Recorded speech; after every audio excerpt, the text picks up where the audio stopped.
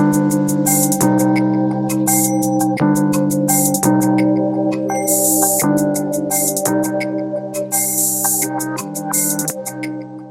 is up, you guys? Victor here, aka Behind the Run, back for another shoe review. I just had a slice of pizza and a beer, so I'm super ready, super pumped to break down the Adidas Adios Pro 2.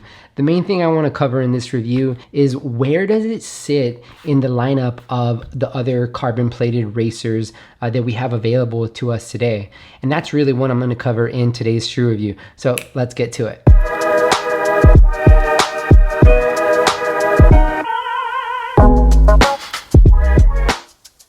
Okay, so the first thing that I just want to make clear is that I'm not going to sit here and read a bunch of specs to you guys because you can find that really anywhere. The perspective that I want to bring to this shoe review is really from somebody that's just really trying to train hard for a marathon in December and figure out which shoe is really going to be the best tool for me to use on race day. With that said, some of the things I want to cover in this review are going to be centered around the fit, the feel, and the overall experience of these bad boys when using it in intense workouts and kind of really trying to crank up the pace.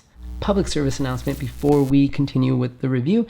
If you're into running shoe reviews and other running related content, I would really appreciate if you liked and subscribe. Help your boy out. It really helps it out.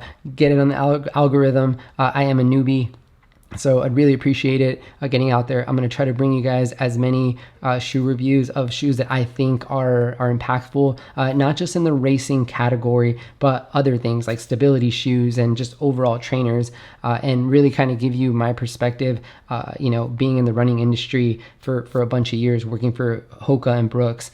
Anyway, like and subscribe, help a dude out. Let's get to it. Right off the bat, my biggest takeaway after doing two really different but intense workouts. So one workout was like a 3x2 mile repeats, and then I finished it off with an even harder mile for like a total of 13 miles or so. And then the second workout would be a 16 miler that I did not quite at marathon pace effort for a big chunk of those miles, but up tempo enough where I was getting fatigued and I was working just trying to crank it out. So it wasn't really like an easy long run. It was more of an intense but not fully kind of throwing yourself in that marathon training yet, since I still have some time. The biggest thing that jumped out to me after those two workouts was how incredibly responsive the Pro 2 was. It just really nailed everything I needed to hit, especially when comparing it to something like the RC Elite 2, which is extremely comfortable. It just doesn't have the pop that the Pro 2 has.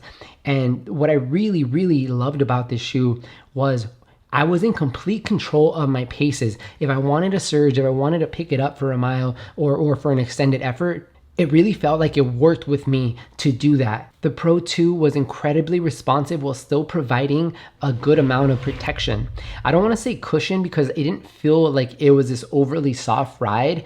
So in that regard, the RC Elite 2 is way more comfortable and it just has that super soft, really fun ride. The Adios Pro 2 in comparison felt more like it did offer the protection that I needed, but just with a lot more snap and pop without that overly soft feeling. It is definitely firmer than the RC Elite 2. So if you're interested in checking out my thoughts on the RC Elite 2, you can find that right here.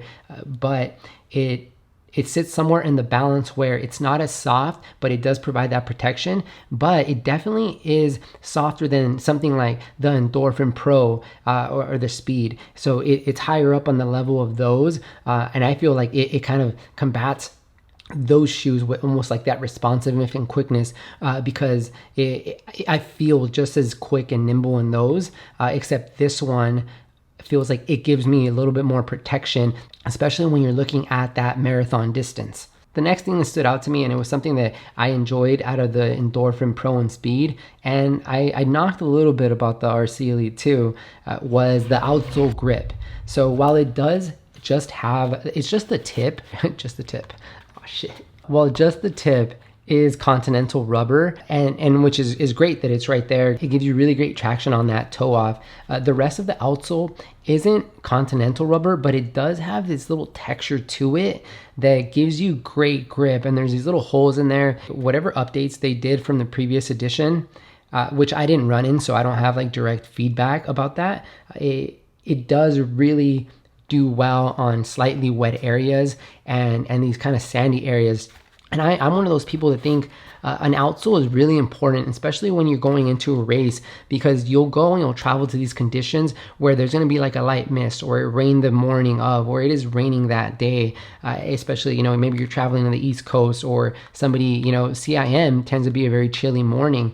So if there's a moist kind of, if there's this mist around you in the morning, it can be a little slippery. I remember I did a turkey trot in the Rincon when that, before it even launched, when I was still working for Hoka, and I couldn't run in the Carbon X because that was like still top secret. So I ran in the Rincon, and man, I was slipping all over the place. I had zero traction, and it was just the worst feeling ever, knowing that I was trying to go fast and couldn't really, you know, just get that turnover the way I wanted, because I couldn't feel that ground the way, you know, the way a shoe should. So definitely a fan of the outsole in the Adios Pro 2. I think they did an awesome job, you know, preparing us for different conditions that we're gonna race in. So the shoe is really responsive and it has a great balance of cushion and protection. So does that mean it's the perfect marathon shoe? Not quite. I do have a couple of key issues with these bad boys that can be possible deal breakers. So let's break those down right now. The first issue that I had, and it's something that somebody else I've ran into as well, is the tongue. So the thing with racing shoes is that they try to get a super thin upper, trying to strip that out as much weight as possible. But sometimes that results in having a very thin tongue. And when you're putting pressure on top of the foot, depending on where the laces are coming through, it can put a lot of pressure over the top of the foot, especially if you tie your shoes pretty snug. The first workout I actually did in them, I resulted in a really sore top of my foot just from the way I laced these shoes. And I didn't feel like I laced them any tighter than I usually do some other shoes, but I even told my buddy during our cool down, I was like, I just need to loosen these up a bit because the top of my foot is really sore. I did loosen them up for my 16 miler. I was very conscious of the first experience that I had with them. And I'm happy to report that once I was aware of that being a possible issue and I laced them up, you know, with that in mind, I had zero issues. I had a great experience during my 16 miler. It is something to be aware of, but I think it's a very solvable issue that you can have a workaround, just being more aware of that possibility. The second issue I had with the shoe was really how unstable it felt, especially on turns and kind of these more nimble terrain or paths that I would want to take. There is no way I would do a take the bridge in this shoe because I would just feel way too unstable. I don't know exactly what the cause of that feeling is, but if I had to guess, I would say it's really this cutout in the outsole. They cut out the medial side of the shoe. They kind of exposed the rods. It's one of the biggest updates they did from the first edition. But I'm thinking that just having that out of there, the way you're kind of landing, it just doesn't have a very stable platform to land and take off on. I didn't run in the first version, so I don't know how to compare both of them, but just looking at the outsoles, that is the biggest difference between those two, along with that textured part that they added.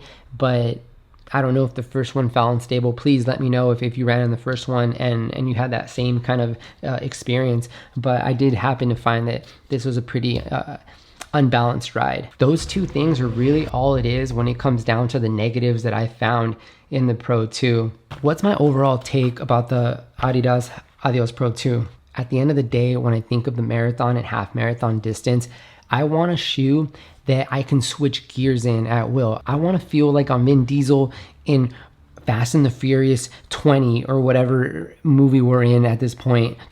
But I just want to be able to switch gears, and I want to be able to respond to the moment when it happens. So if I want to charge up an uphill, I want to be able to kind of adjust my gear. If I want to crank out a really fast mile, I mean, hopefully my legs have it in them, but I want a shoe that can really feel like I can punch those gears when I want them, and I don't have to work extra for them, or I don't have to work to make it feel like I'm doing that. I want a shoe that feels like it's working with me, so when I want to go, it's going to go with me.